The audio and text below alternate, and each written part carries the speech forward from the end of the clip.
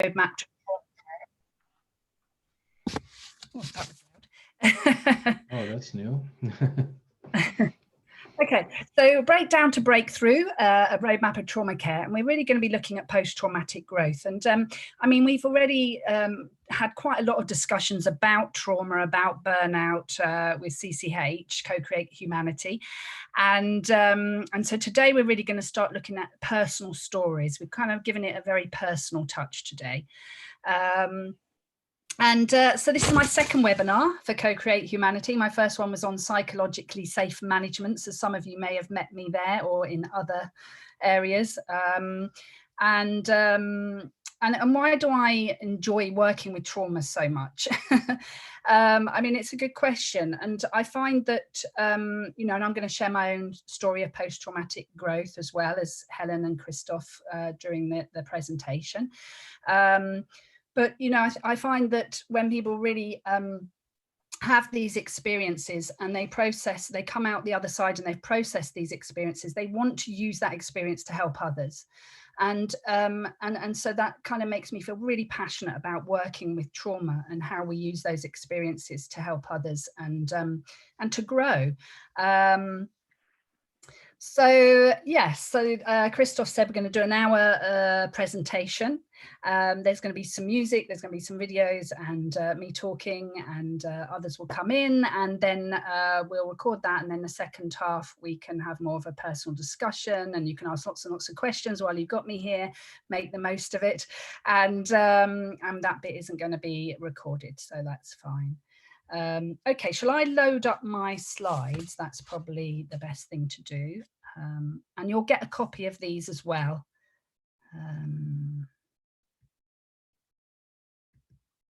Okay, so is that working for everybody? Great, because once I start showing these, I can't actually see you all.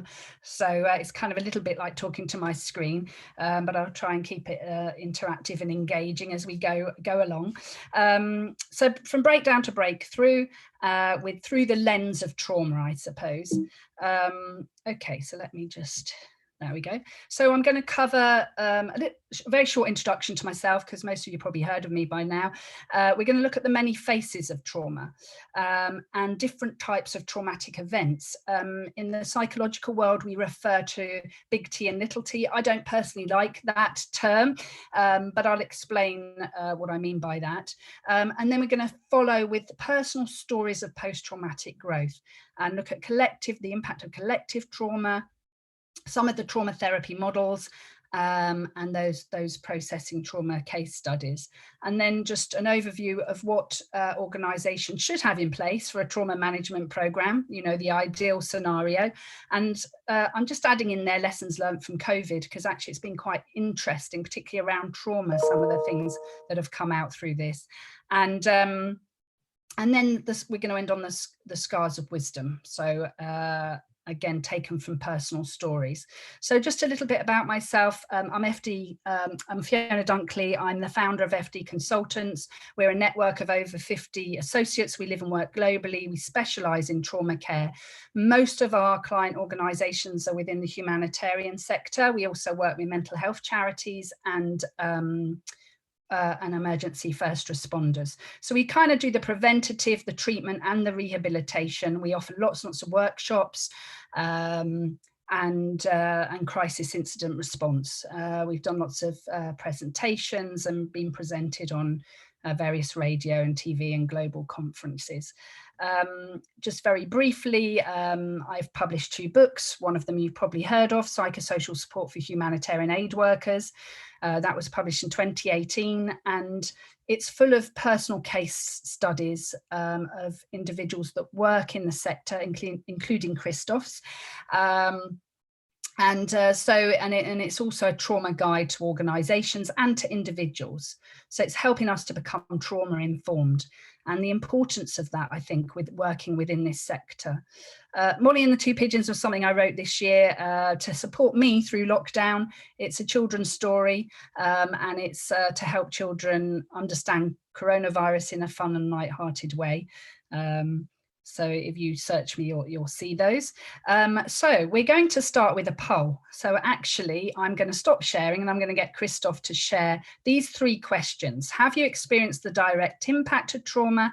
Have you experienced the indirect impact of trauma? So then we're talking about the direct and then the indirect vicarious trauma impact. Or do you know someone close to you that's been impacted by trauma? So I'm going to just stop sharing these because I think we need to do that to do the poll. Christoph, I believe you put the link in the chats. Is that correct? It's at the top of the chat. Okay. Yes. It's anonymous. Okay. What I will do. It's an anonymous poll. It will just be a yes and a no question. It will add up how many people voted, but nothing more than that. You don't need to log in or anything. And what I will do, I will just go back here and copy that link again. And I will, on my side, activate the poll. So you will see question number 1, and then question number 2, and question number 3. And then I'll go back and we'll look at the answers. So let me just go back. All right. So we're on. So if you click on the link, there'll be 3 questions. Answer those. They take a little while to come in. I don't know that each one waits for us to complete it till you. Yeah, I can see how many so far. We have 5 people, 6 people, 7. So we all together, we had 10 if I don't vote. So, and if you don't vote, so we're there. So I'm going to go now to the next one, number 2.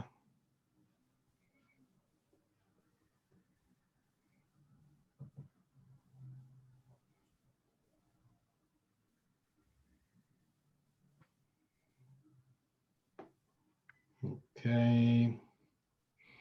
And I'm going to go to the 3rd question.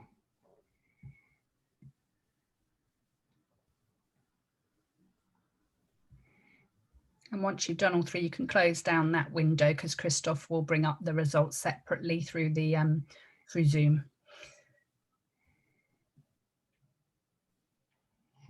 Okay.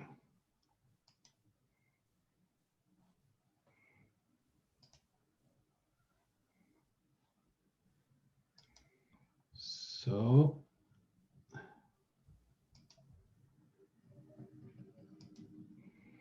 now I will try to find the results.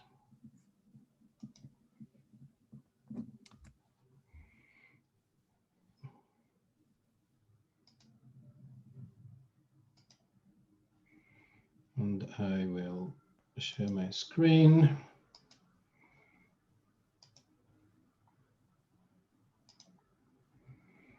All right, so that's question number 1. 100%.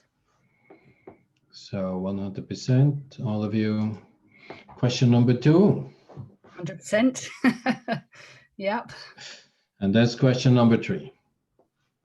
I can't actually see the end one. What percentage does that say? Okay, it's 87.5% right. For yes and 12.5% for no.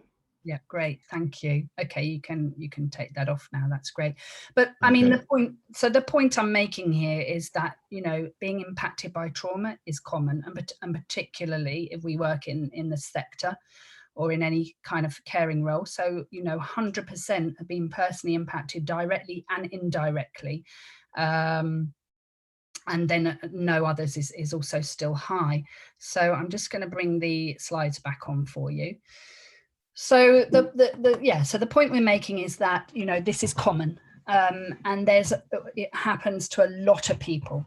And there's a really excellent TED talk. If no one's seen it, do look at this, by Rolf Carrier. He's an economist.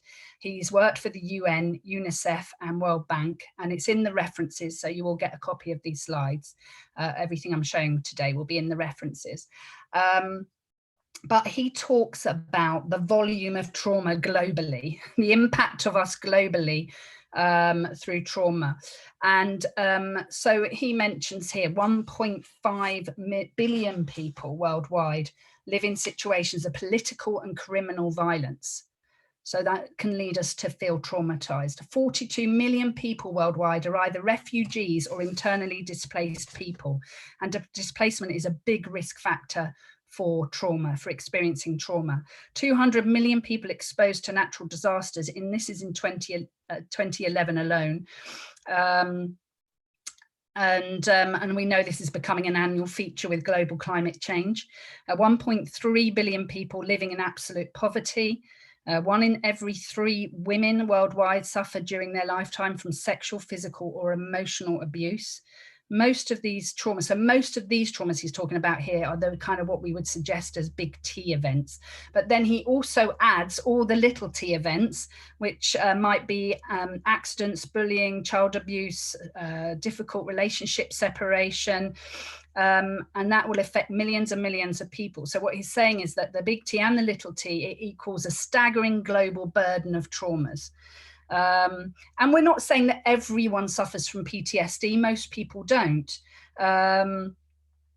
But the average life prevalence of people with PTSD is about 7 to 8%. So that's taken from statistics from the US.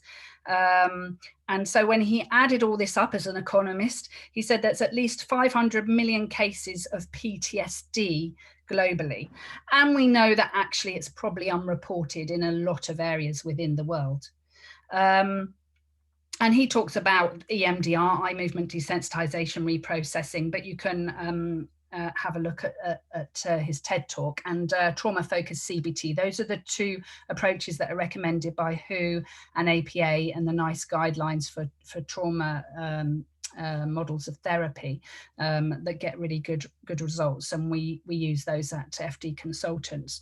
So what we're saying is it's common, it happens to a lot of people, and actually I think the research and quoted in my book as well is that within the humanitarian aid sector, it's generally quoted about 30% of staff experience post-traumatic stress disorder during their career within the sector. That's really high. If the if the average is 5 to 6% for the population, then that's really high. So I suppose what I'm saying is that the organisations need to become trauma informed. We all need to become trauma informed. We need to take responsibility as well to become trauma informed, so that we support people and we're not re-traumatizing people. And I'll talk a lot more about that through the personal stories that we're going to share.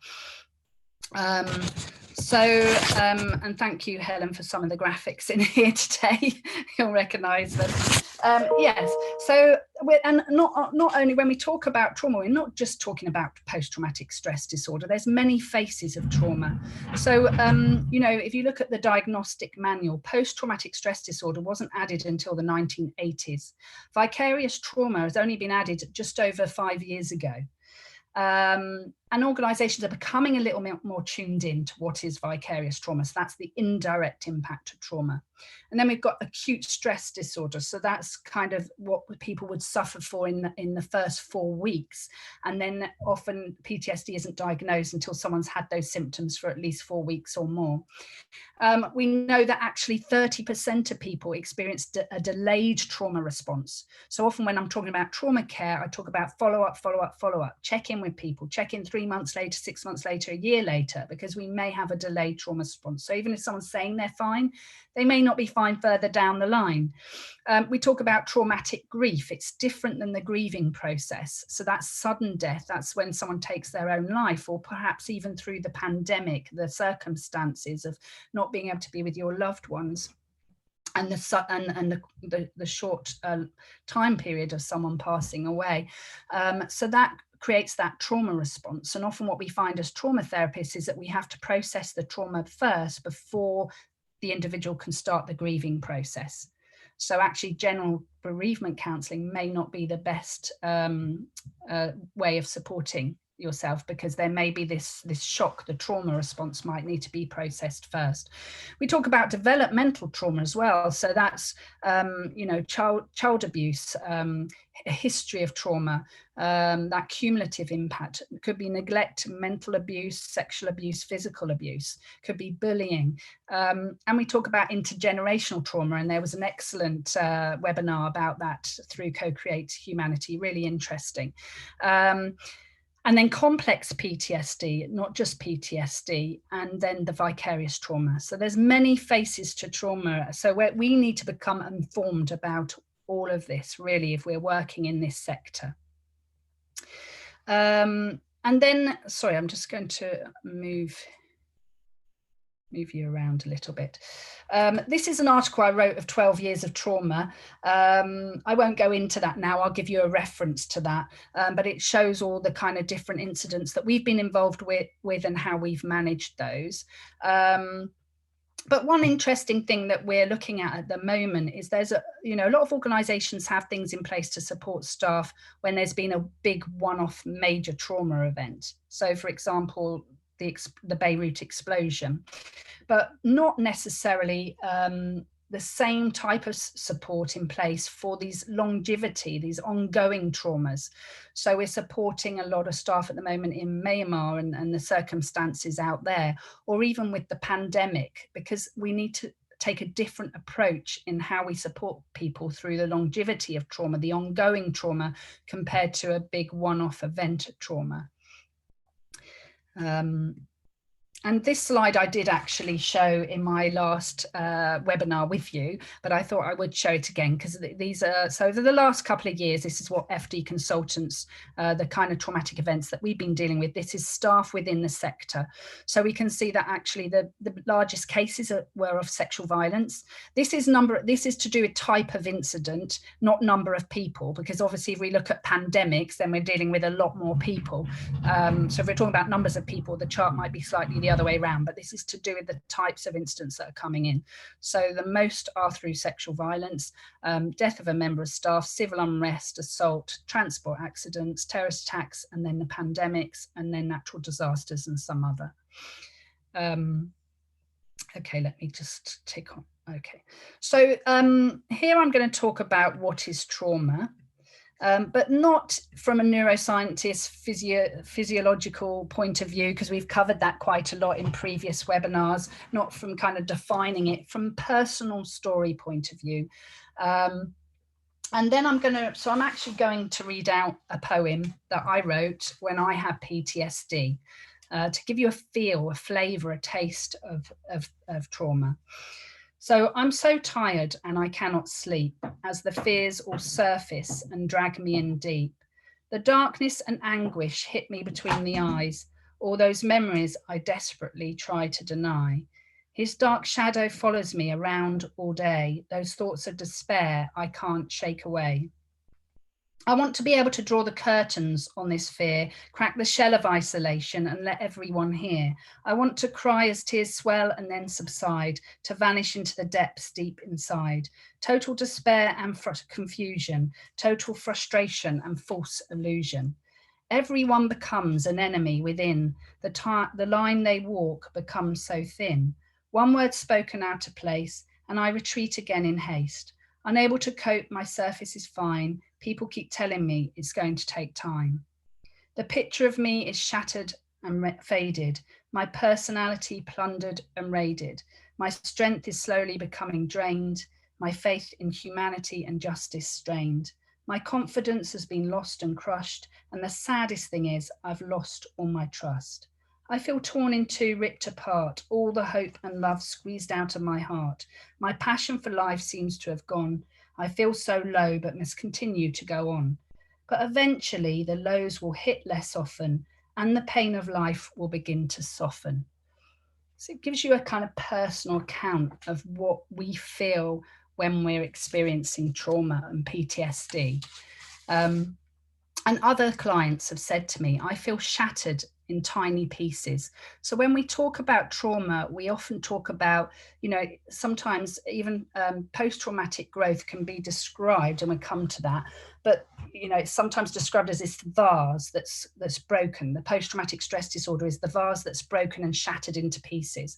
And then the post-traumatic growth is about how we put that back together again, and we can rebuild ourselves more resilient and stronger because we come through something so difficult that we know that we can survive it. So often people describe themselves as shattered or fragmented, broken into pieces. I feel like I'm going mad. That's another thing clients often say to me, because there's such a huge array of symptoms with trauma that impact us psychologically, physically, and spiritually. So people feel like they're going mad. So actually, there's different views around whether people want to be labeled with disorders, but actually from my own personal story, when I found out what I was experiencing was post-traumatic stress disorder, it really helped me because I could understand it better. I've been invaded in every possible way. I hate everything about myself, you know, and I mentioned in the poem, the enemy within. Sometimes people explain it as this enemy within. It's almost like we're fighting ourselves. There's this internal fight that goes on within ourselves. And I'm to blame. I feel to blame. I should have known better. You know, that's another common symptom of trauma, where people feel that they've done something wrong. There's something bad about them rather than the actual situation. So this is giving you a taste of trauma from a different perspective, perhaps, of the other webinars, from a much more personal perspective. And then let's look at some of the processing, some of the ways to treat PTSD.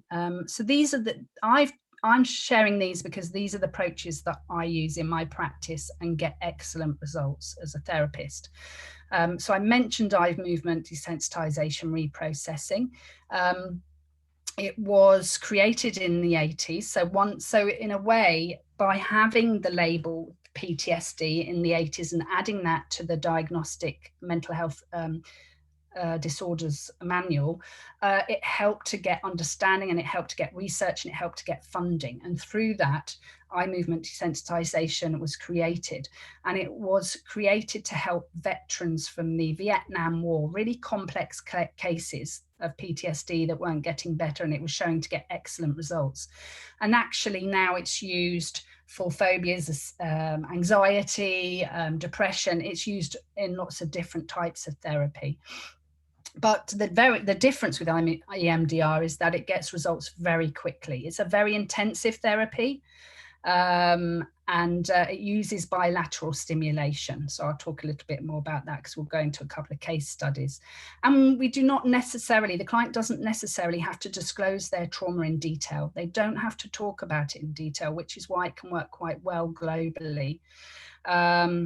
And then the other one I've mentioned there is trauma-focused CBT, cognitive behavior therapy, and that's all around reframing our thinking and having tools to manage the trauma.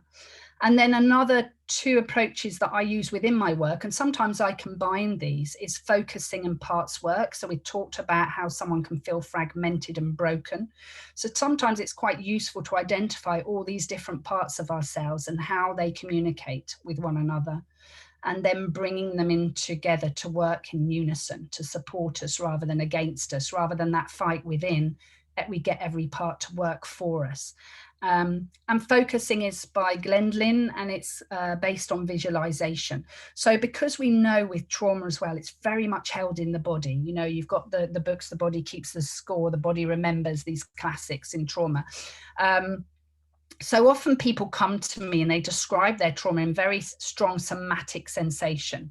Like, I have this lump in my throat, or I have this shock wave that goes across my back, or I have this churning in my tummy. And so the visualization is really exploring that. We go into a visualization around that somatic sensation. And because what we tend to do is try and suppress it, try and avoid it, do everything to push it back down. But actually, if we explore it in that way, then we might be able to change that and release it and find a better understanding around why it's there. And then creative narrative. So there's a narrative exposure therapy, is often used with refugees and asylum seekers as well. I kind of like to call it creative narrative therapy, because I do, you know, my previous career before I started working in trauma counselling was actually in advertising. I was a graphic designer, and I like to bring in lots of creativity in my work, and that's expression through music, writing, imagery. So that, and you know, and because things, not only does the person feel fragmented, but sometimes their story feels fragmented, and there might be big chunks that are missing. And actually, sometimes just to write your timeline down and start to put almost the jigsaw puzzles back into the bigger picture helps us to create that narrative. And we know that by doing that, it can help do the processing in the brain, where because generally trauma gets stuck in that amygdala, the fire alarm, and we want to get it into the hippocampus, our memory system, and it puts a date stamp on it, and it puts it in the past, and that stops it triggering us and feeling like we're right back in that trauma in the present moment. So these are just some of the approaches that I use, and I'm very happy to answer questions about this in the second part of the webinar as well. So I'm just touching on them today, but we can go into them in more detail. So I'd like to just share some client stories. So these are a combination of client stories, and I've taken out all identifying information. So just an example of working with EMDR. So this is a humanitarian worker who was sexually abused by a co-worker, and the organizational response and investigation actually became very re-traumatizing. And what I find is that sometimes when people come to me for trauma therapy, it's not always the incident they're working on, it's actually how they were treated and supported afterwards. And that immediate support after a traumatic incident is vital in someone's recovery, in how well they recover and how quickly they recover. So to be honest, this story that this isn't just one story. I've had lots of people in the sector coming to me with this scenario. This happens. Okay,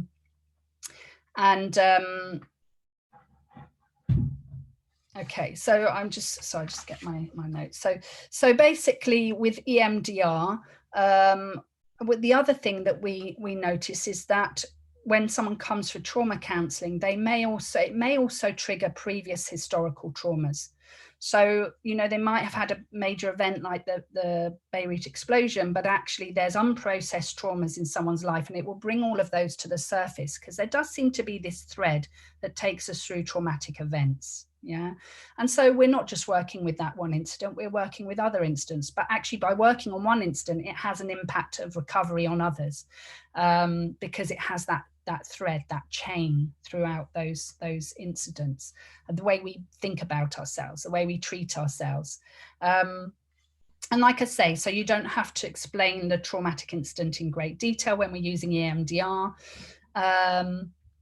And we know that within the organization, sometimes these investigations and the way people are treated can be very re-traumatizing.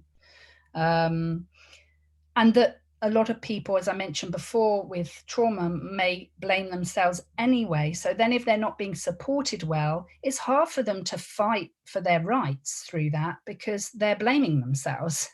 So it's hard to feel empowered and have that energy to do that, to fight the system just to get the support that you're entitled to. So it's kind of a double whammy in a way.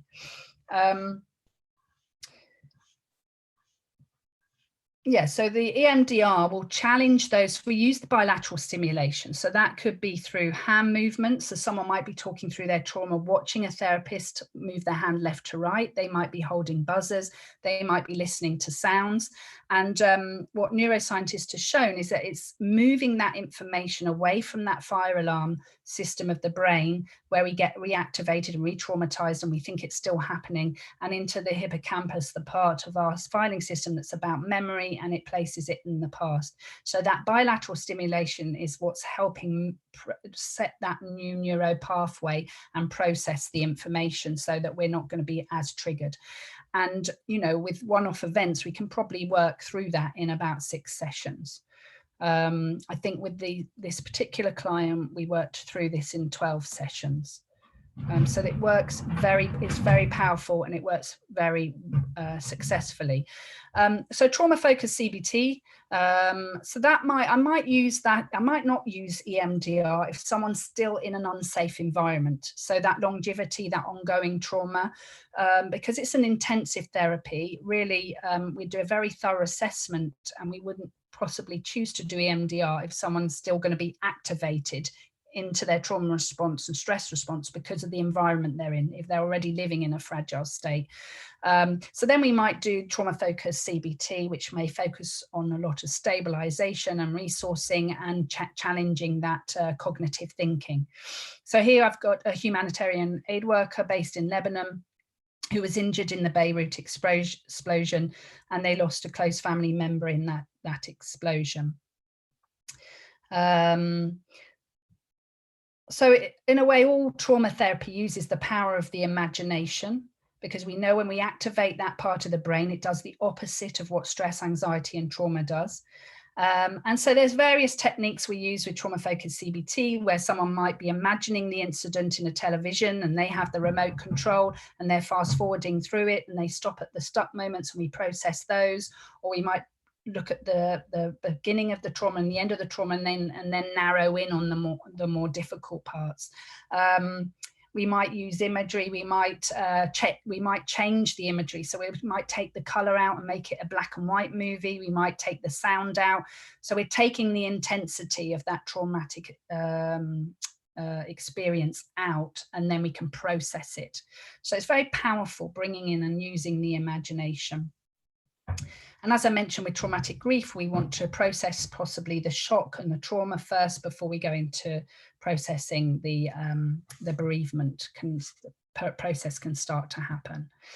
So the other 2 case studies that I wanted to mention, so using focusing and parts work. So this is a humanitarian worker experiencing burnout and flashbacks from previous deployments.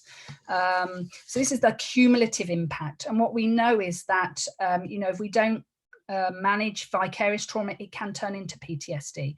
If we don't manage stress, it can turn into burnout. Burnout can turn into depression.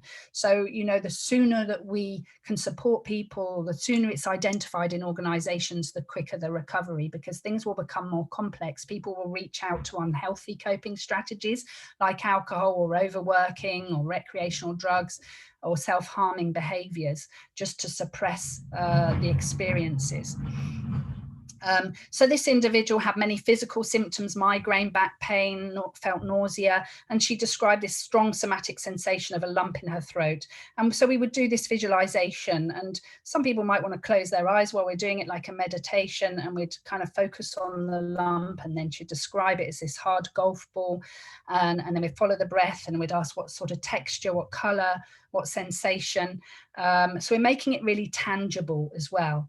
And then eventually that took her down into the belly area, and then that connected her to some previous trauma, and then we were able to process that trauma and release it somatically. So it's a sort of safe guided exploration with a professional. And we find that thread between all of these traumas, as I mentioned, so it can lead to processing previous traumas. So creative narrative, so this is a security personnel who witnessed many critical incidents working unsociable hours. He came to counselling suffering from PTSD from the cumulative impact of witnessing years of traumatic events.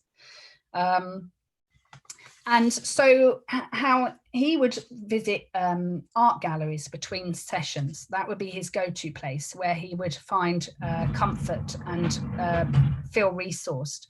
And so what we did is we decided to start talking about some of the images that he would go and see in these art galleries. And within the counselling room, we set up an art gallery and using pictures to describe his experience. And then you could literally see the pictures grow into this story of post-traumatic growth by the end of it.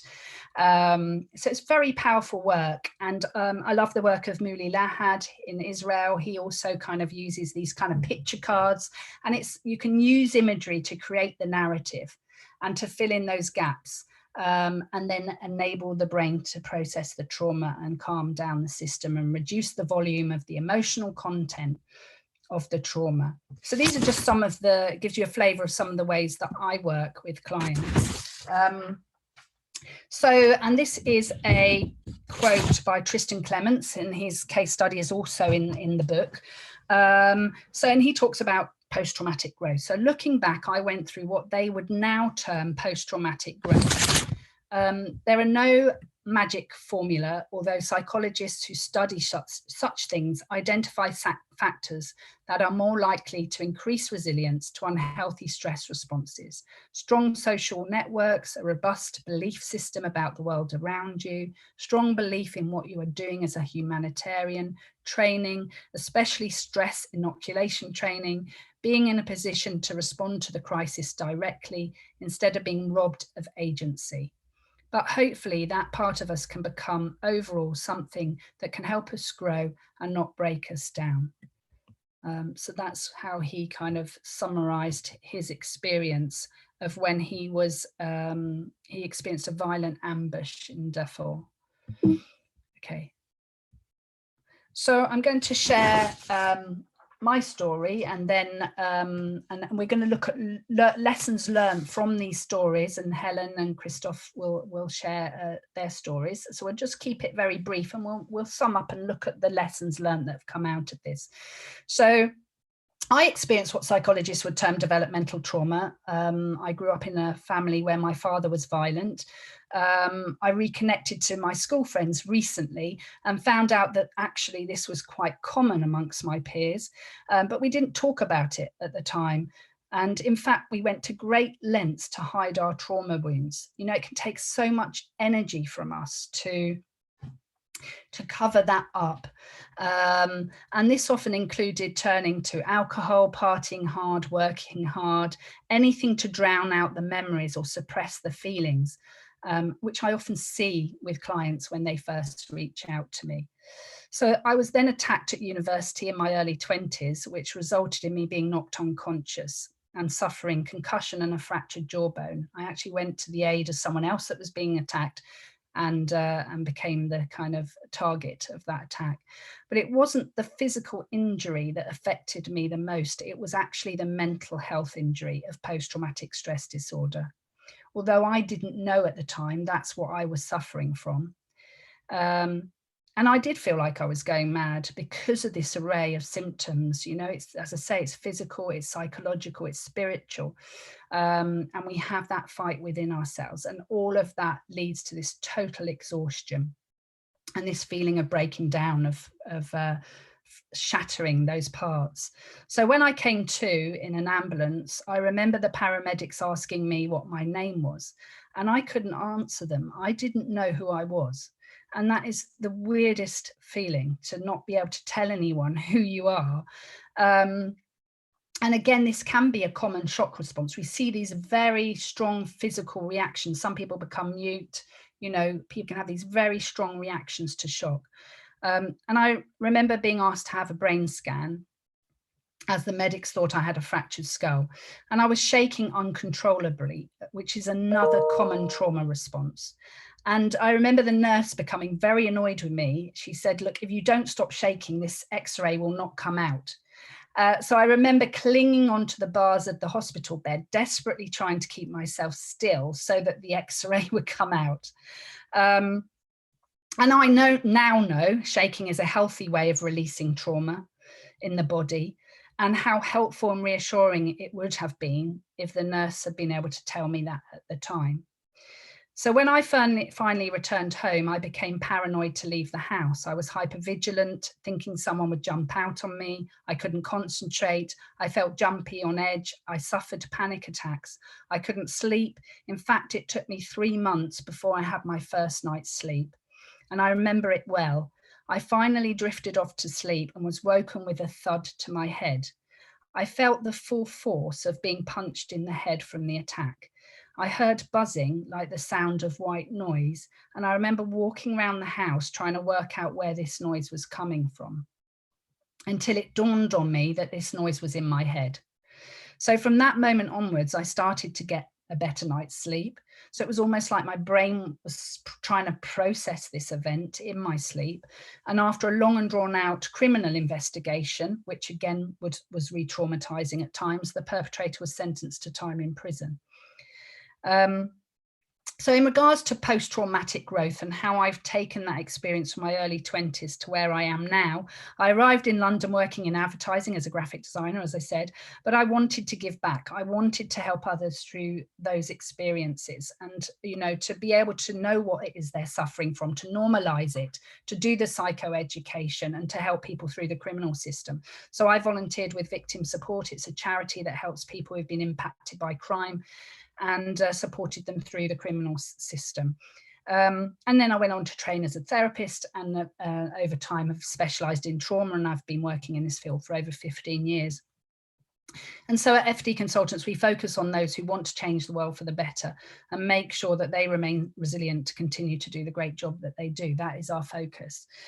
So some of the learning that has come out of my story is the need to educate those in the front line work in trauma awareness. It's so important, you know, the medics, whether it's within our own humanitarian sector, with emergency first responders, that there's some really simple things in how someone can be treated immediately after a traumatic event, which will make a huge difference to their recovery and the time in which they recover. The need for organisations to become trauma informed, the need for simple referral pathways to specialist care and collaborative working as well. You know, that we can signpost between different approaches, and the need to understand these specialist trauma approaches and why they work so well, and the need to normalise PTSD. This is a quote that's taken from my book by Turnbull, who works in trauma care. It is not to be described as an illness, it is our ultimate survival response. So if we can reframe PTSD as our ultimate survival response rather than the illness, you know, lots of people use that phrase, don't they? It's a normal reaction to an abnormal event. But to normalize that, and that will change the way that people are supported. So so I think, Helen, did you want to share your story, and then we'll do some learning from that, and then Christoph, if you're okay to do that. Okay, so I'm gonna pass over to Helen. Thanks a lot, Fiona, for sharing your story. I'm gonna read mine. So my name is Helen. I'm 43 years old and the mother of a 3-year-old little girl. I'm the eldest of 6 children and the daughter of 2 political refugees who arrived in France in 1977 and who survived the genocide in Cambodia. I discovered after I gave birth to my daughter, and also because I was creating CoCreate Humanity, that I was not suffering from epilepsy, but that I have a transgenerational trauma and a PTSD. I have been treated with heavy medication for epilepsy from 1999 until 2019. And what happened to me in 2019? In November 2019, I had the privilege to meet Dr. Daniel Dufour in Geneva. Daniel was a war surgeon, a former ICRC medical coordinator, and he was also one of the descendants of General Guillaume-Henri Dufour, co-founder of the Red Cross. I started the real job when I met him. Dr. Dufour himself suffered from PTSD and he healed. He created a method to help people not to recover, but to heal from PTSD. One of the things I had to do was to unblock my unexperienced emotions, especially my anger, this anger that I kept inside me. I realized the impact of my family story on my everyday life, on my relationships with people, and on my vision of life.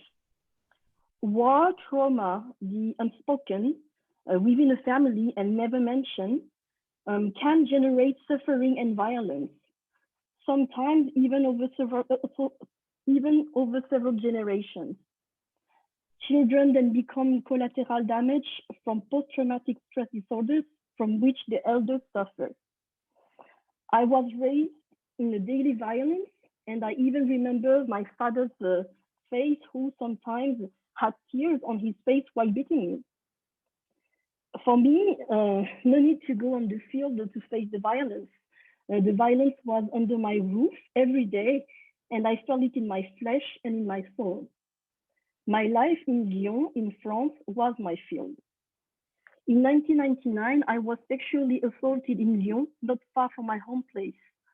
Almost 1 month after that event, I fell into a 1-week coma. When I woke up, doctors told me that I have epilepsy and that I would have medication for my entire life. I never linked the epilepsy condition to my traumatic event until I met Dr. Dufour, so 20 years later.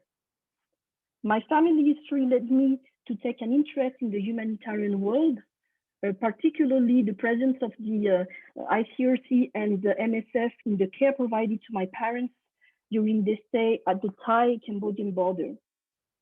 By becoming a humanitarian, I wanted to honor my parents and the humanitarian aid workers who took care of them. I wanted to give something back. And besides, what I learned from my own life experience, because I was homeless for a short time and I had lived in a special home for young girls, I learned that solidarity is the key of everything, that alone you die, and within a community you can survive. And this is why I have co-founded CoCreate Humanity. Thank you. Thank you, Helen. Can people hear me? Because I think I just dropped off and came back. Okay, good. Sorry about that. Thank you, Helen. And it takes, it takes huge courage to share our stories. And as we said in the poll, as we saw in the poll at the beginning, every single person here has been impacted by trauma. We all have our own stories, and there's so much learning from those stories, and no shame to talk about our stories. That, it's like, let's share, let's start the conversations, and let's learn, and let's use that in organizations. Because, I go into meetings and we talk about statistics, but behind every single statistic is one person's story, and one person's story matters. And that has a ripple impact to everyone else around us as well. So I'm just going to very, very quick, sorry about this. I seem to have gone back to the beginning. We'll go back to, yeah, thank you, Helen. So yeah, and some of the learning that you talked about there. So, again, the need for medical staff to be trained in identifying PTSD, and it often isn't, and this isn't just in developmental countries. This is globally. It often isn't recognized as PTSD, and then other people can end up with different diagnosis and on medication that may not help them in recovering and processing what's actually happened to them, because we know it's so connected physically, and diabetes too, it has a real impact. Stress has a real impact, doesn't it? And then understanding the many faces of trauma. So as Helen shared there, the intergenerational trauma as well, understanding those and how we would be impacted, and what brings us to work in this sector. That's probably a lot to do with our own stories as well. Why do we want to do what we're doing? And we survive collectively from trauma. Whatever affects one directly affects all indirectly. So we are all impacted by one individual story, and one individual story is important enough to make changes. And I feel very passionate about that. And a narrative creates healing. So actually, from all of us who are sharing our stories today, even though we've done a lot of work on ourselves and we've processed these traumas, telling our stories and putting this together, it gave us further insight and further healing in a way, just by putting our stories together for today. One thing I noticed for myself was how actually poetry had really helped me, process my traumas, and I hadn't really connected the two before. So thank you, Helen. And then shall we, Christoph, would you like to share? Yes, absolutely. My name is Christoph Hensch, and I'm also one of the co-founders of CoCreate Humanity. Now, I want to start my story with something that happened about 5 years ago. 5 years ago, I was invited to write an article, a retrospective on an event that happened 20 years earlier. So 20 years earlier, in 1996, I was stationed as a delegate with ICRC in a hospital project in Novy Ataki in northern Chechnya.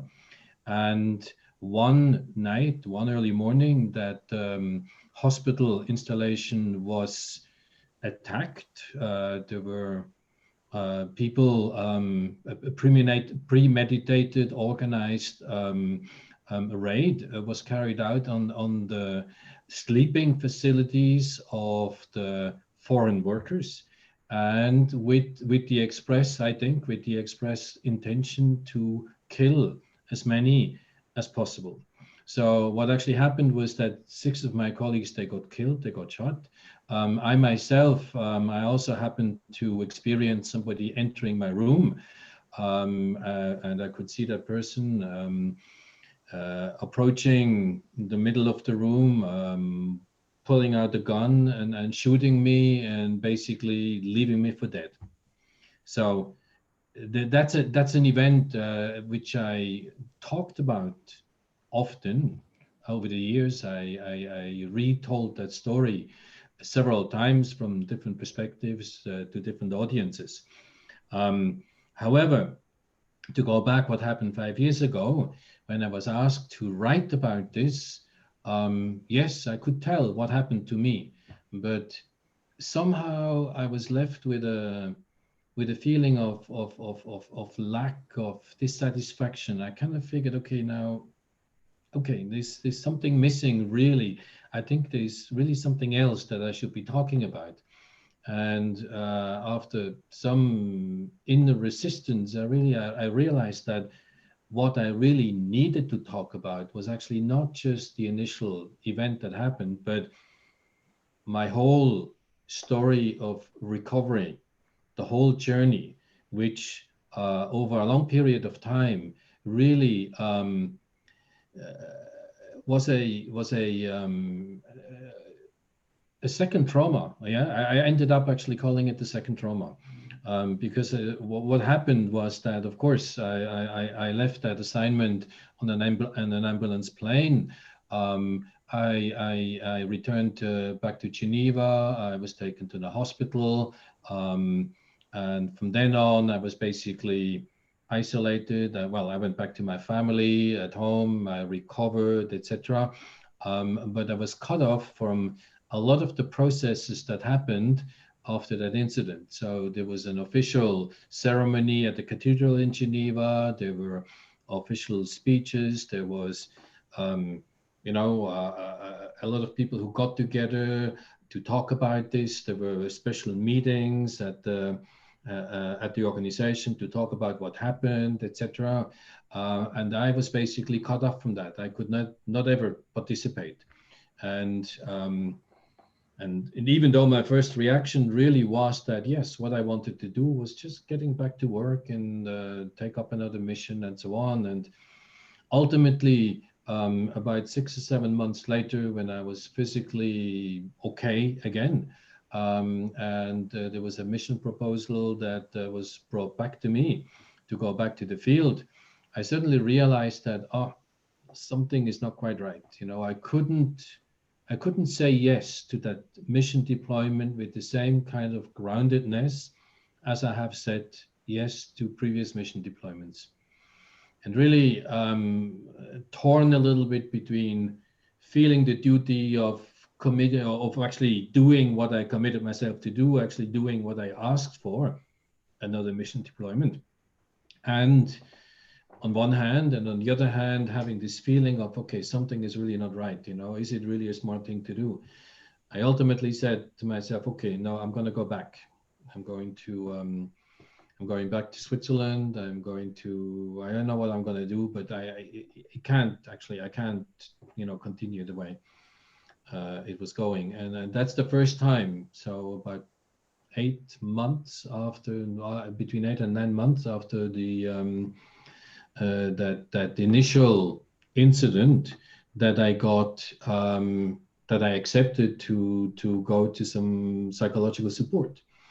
And interestingly enough, what came out of that psychological support session was really what was sitting with me much deeper than that original incident, was actually the way that I felt treated by my employer at the time, the way that I was cut out from any kind of participatory action, the way that the lack of opportunities to actually sit down with somebody and make sense and find meaning in what happened to me.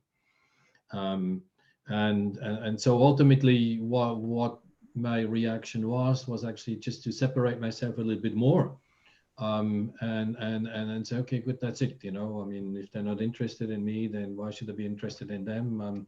I'm gonna leave, and I'm gonna resign, and all of that. And it really and then I kind of drifted from one thing to the other, and it took me 5 years to actually realize that, okay, what is really happening to me is that I have something unfinished in my life, and that all that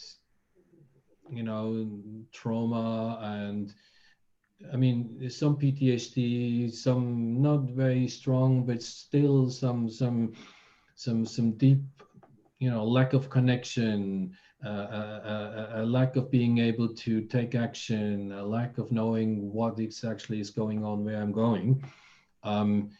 Basically, I came to the insight that yes, actually, I cannot do anything because I actually haven't finished what happened before. So I never actually finished the previous mission deployment. And so I went back and I said, look, what I would like to do, I would like to go back to the field just for one more mission. I would like to complete the job. I would like to come back at the end. And I would like to have a regular debriefing and, do the way actually it's supposed to happen. And this request was granted, and it was a healing experience. I had to face a lot of the physical and other emotional impacts that I was confronted with, but I managed it. I completed the mission. I went back, I returned, and it was kind of okay. Something actually was concluded finally. So that was 5 years after my initial incident. And then I said, okay, that's it. Let's go. I don't want to, that's it. This part of my life is finished. So, but of course, it wasn't really finished, because it took another 5 years to the next kind of milestones. And it's really, I mean, what this story is all about is there's a number of milestones I went through on my recovery. And the next milestone was the 10-year anniversary of that event, and where I was actually invited to come back to Geneva. And it was 10 years later, the first time I had an audience within ICSC, my employer, among some of the people who were connected to that incident, including the families of those who got killed at that time, to tell my story. And even like just being able to stand up and say, okay, now here I claim that space, I want to tell what happened to me, was such a, it was such a relief somehow. And of course I could only tell that looking back, but it made a huge difference. And then 1 year after that, I was awarded a medal. And a medal, of course, is a piece of public recognition. And so that was 11 years after the incident. I had a feeling that, wow, now I actually have something positive to show. Now I actually don't need to hide it on my CV that I haven't worked for a few years, that I have drifted and tried to heal and so on. Now I have something positive. And it seemed to be like a miracle. Suddenly I was able to hold down jobs. suddenly everything seemed to be much more connected and clear, and so on and so forth. And it took me on a journey where slowly I could actually work myself back into working within the humanitarian field. I had left the humanitarian field to do some other different kind of work, and of course along the way I met a lot of people, a lot of other humanitarians who had similar kind of experiences, and again, a lot of it related to life and the opportunity to work things out with their employers. And so slowly, kind of the idea, grew how that really something needs to be done. So this idea of what we try to implement now with Co-Create Humanity. And it was really only that opportunity of actually writing that article which made me think about, okay, now if I take all my experience and if I come up with some solutions, I can't just come here and complain and so on. Yes, I can tell my story, but there needs to be more. Something positive needs to come out of this. And I was really thinking about, okay, what can we do? What is needed? And I found a kind of a way of looking at this in a more what I call integral way. So, and I've written that up, and I think I hope Fiona, you have referenced my article as well at the end of this webinar. So I understand that yes, people do need objective support. We need to be able to access psychological services. We need to actually be able to access much more than that. There's many more things one can do. There's, you already talked about two ways of dealing with trauma. I've discovered that there is many more different ways, including different forms of art therapy, maybe working with animals, etc., etc. Trauma has happened and has been dealt with throughout human history in many different ways, in many different cultures. So, so get access to that, get the information, what this is all about. But of course, also I realized that a lot of traumatization that's been already mentioned earlier this evening happens through the way how organizations deal with you after the fact. And so therefore, if you don't look, you don't solve the problem if you don't also look and work with the organizations, the organizational context within that happens, specifically when it comes to procedures and operating standards and so on and so forth. So, and that's kind of the objective part, but then there's also a subjective part. And the subjective part is, of course, the kind of culture within that all happens, And I think it's been mentioned before as well, having a supportive community that actually has a culture that allows things like trauma, to exist, where we support each other, where we don't marginalize things into the shadows at the edges, but where we can openly talk about those things. Part of it also, of course, is the systemic support. Systems should allow that, but it's also the culture that we then create among ourselves. And of course, I also understand that you can lead a horse to the water, but you cannot force it to drink.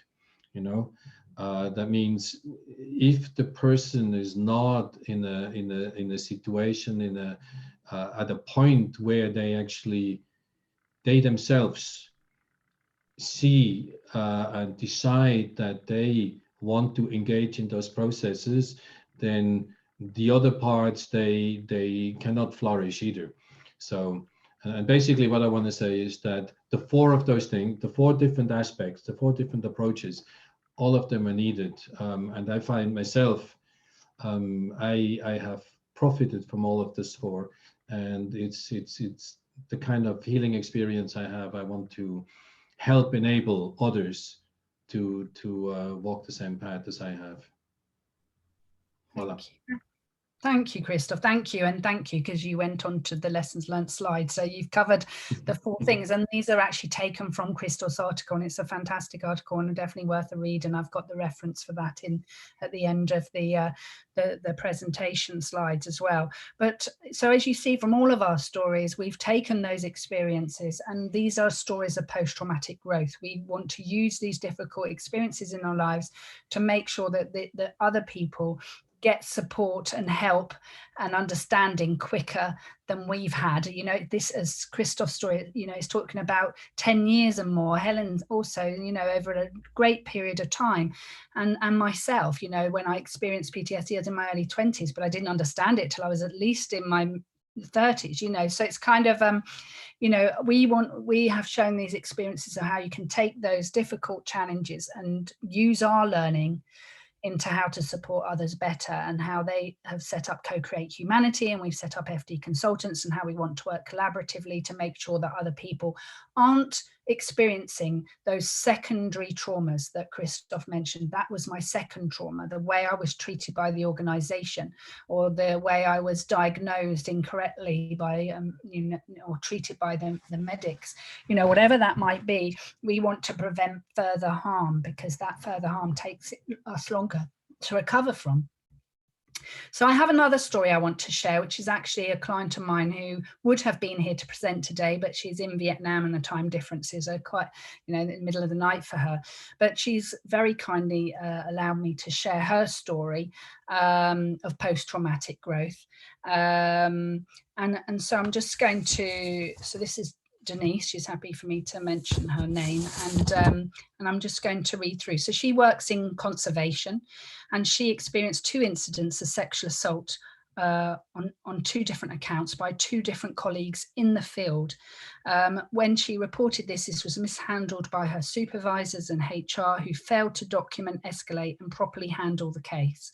She therefore had to escalate the case to the international office. Now, this is the thing, it's like, how do you find that fight within to continue to find justice, or find the appropriate support that you need, and also to make sure this doesn't happen to other people, other colleagues. And, you know, and you can understand why someone would just leave the sector and feel completely disheartened. But she continued to find the energy to fight this, and that wasn't easy. And there was a lot of experiences that re-traumatized her through this process. So it took a year, and in the meantime, as I mentioned, there was lots of things that were re-traumatizing in the way that she was handled and managed and supported, or lack of support. And she says women face an uphill battle in the field of wildlife conservation. In Vietnam and the greater Mekong region, it is a small minority of women who can pursue careers as scientists. It is common for women to be confronted with abuse, harassment, or assault in the field or in the office. She says, initially I felt strong and that I had healed and got over it, and didn't need or didn't feel I had the time for therapy. But without taking that time to process and internalize it, I would never really be free. I needed to take the time, otherwise I would be stuck in this vicious cycle of minimalizing the incident and burying it until it festered and blew up. Moreover, it was not so much the incident themselves that irritated me anymore, but the failure from my supervisors to do what they should have been done and what was expected of every person in the organization, which was the right thing.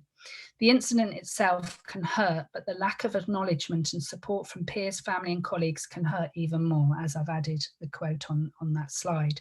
So some of the lessons that she wanted to share from her story and her story of post-traumatic growth. So the system itself can be re-traumatizing. Absolutely. So organizations might have policies and procedures in place, but they're not necessarily being followed, or people aren't understanding them, or the people that are doing, you know, meant to be there in the safeguarding or supportive perhaps need further support and training. So people are being let down when they come forward, and it's hard enough to come forward. It takes courage. It takes huge courage to come forward and tell your story. So here I've got in brackets one main contact. You know, your story shouldn't be shared around. Lots and lots of people in the organization. Have one main contact that you can go to and feel secure with and safe with, and they can go and find out and fight your cause and find out the information for you. She says, I would recommend a more inclusive approach. not only women, but the indigenous communities and the voiceless flora and fauna that we work for. She said, I would recommend a robust reporting and support system to be well understood and utilised. You can see there's themes coming out of all of our stories, that employees know the definitions of what constitutes sexual harassment or assault in the company policy or in their country's labour law to exercise an advocate for support without reprisal. If we are truly integrated in a future where humans and nature can thrive, where we can advocate for gender equality in this field and integrate safeguards and empowerment through a community-based, rights-based approach to the conservation mission. So she says that what helped her to go to move towards post-traumatic growth is that she the way she would center herself spiritually and physically is that she would take herself into remote wilderness and she would reconnect to nature and truly spent 6 months living in a van during COVID. You know, as Christoph said, there's lots of other ways that we can process our traumas through nature or through creativity. I was able to be away from the toils and troubles of society and civilization in a safe space with the rocks and the trees and the rivers and the canyons and the mountains. But then she went out she did reach out for therapy to process her traumatic events. And again, as similar to Christoph, the way she was treated by her organization was actually what she was focusing on and how it had triggered previous traumas. And so she ends by saying, by looking back at past traumas, I was able to acknowledge them as my growth beacons.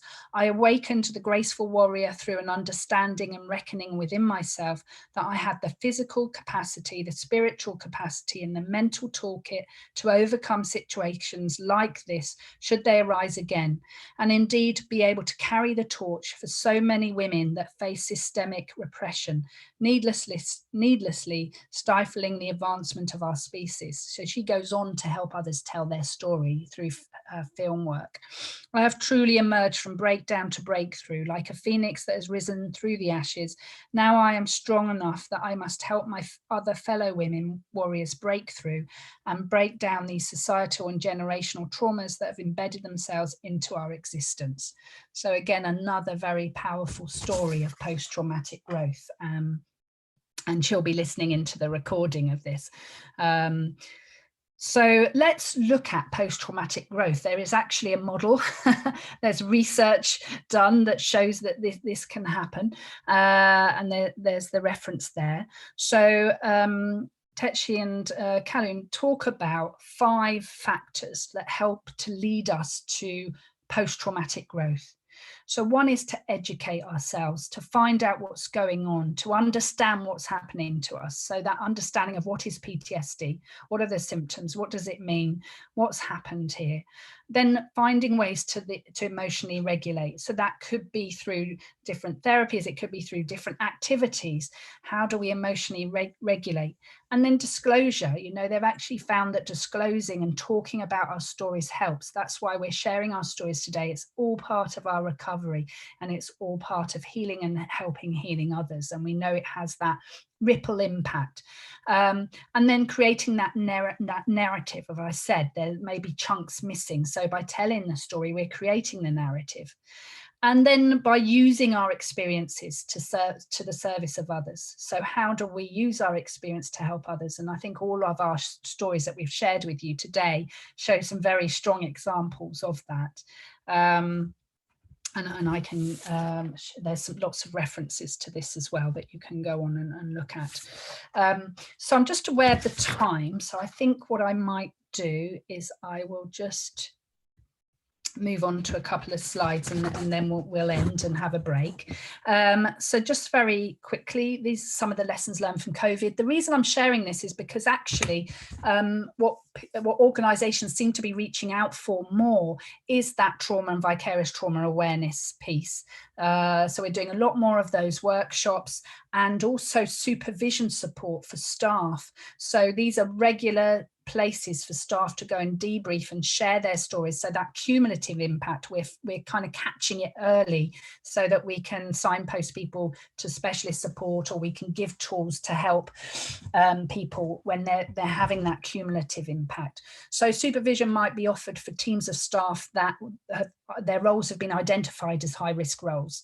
So not just those out on the field. This can be fundraisers, researchers, people in comms and social media, you know, that may be exposed to traumatic material, because we know that vicarious trauma is just as impactful. So these are some of the things that we've been asked to do more of, in a way, because of the pandemic. Peer support is one of those services. We're doing a lot of training for managers, mental health awareness training for managers, helping them, support them, help them understand how to support staff with mental health. You know, there seems to be this real adverse, like, you know, we can talk about physical problems, but we don't want to talk about mental health problems. So we're giving people the tools and the confidence to have those conversations and create these wellbeing action plans. And also, what's the other lessons have come out of COVID is that more flexible way of working that will change organisations moving forward. This is a trauma management programme. You can find much more information about this in my book, but it would be an ideal trauma management programme that organisations would embed into their system. And so it would include that immediate crisis management, the screening, family liaison support, peer support, psychological first aid, debriefing, specialist trauma counsellors, and follow up, because we know about the delayed response to trauma. So I just wanted to read a couple of more quotes out and play a very short video, another poem that I will share with you, and then we'll take a break. So these are some quotes from clients that have come out the other side. So I made it, and literally they call it, I made it out the other side. People sometimes describe it that way. I made it through, I made it out the other side. It's in the past now, I feel separate from it.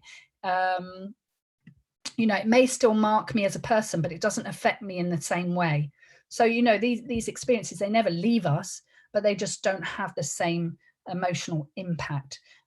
Trauma changed me from head to toe and inside out. I had to rebuild myself and start again. So we talk about that vase, the shattered vase, and how we rebuild it.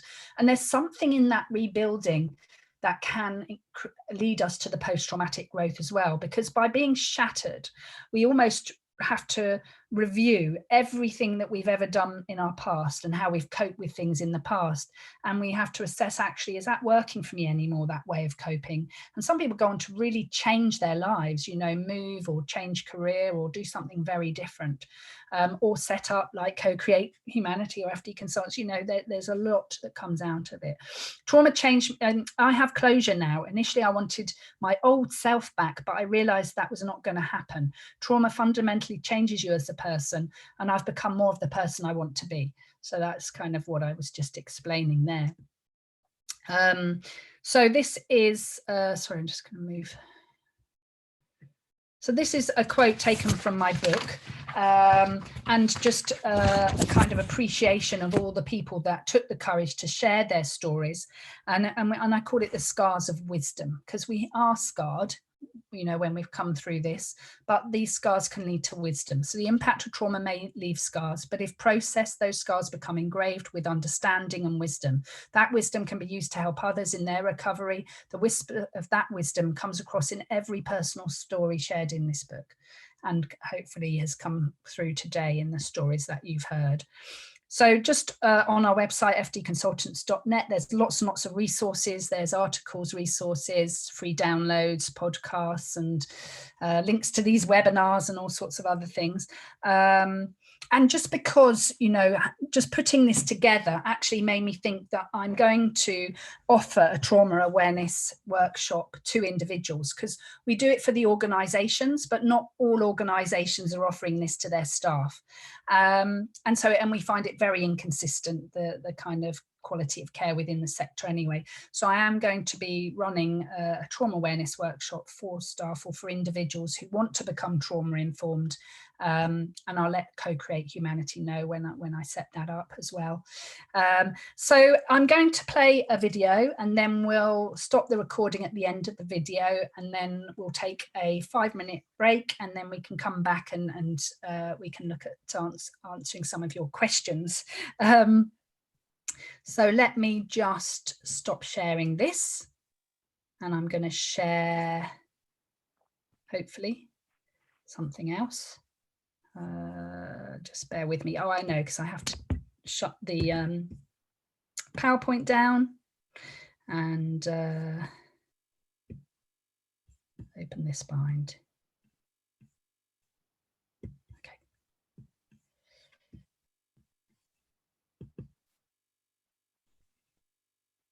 Okay, so I'm going to share this, and then we'll take a break. From the darkness, I walk into the light. From the battle, I no longer have to fight. From my critical stance that I can now bat away. From hiding in the corner, I can now have a say. From constant self-doubt to clear self-belief. From anxious tension to peaceful relief. From rigid constructs to a more fluid way of being. From tunnel vision to an eagle's view at seeing. From living in fear to finding my freedom. From searching blindly to understanding reason. From denying my anger to feeling my passion and power. From new growth to a blossoming flower.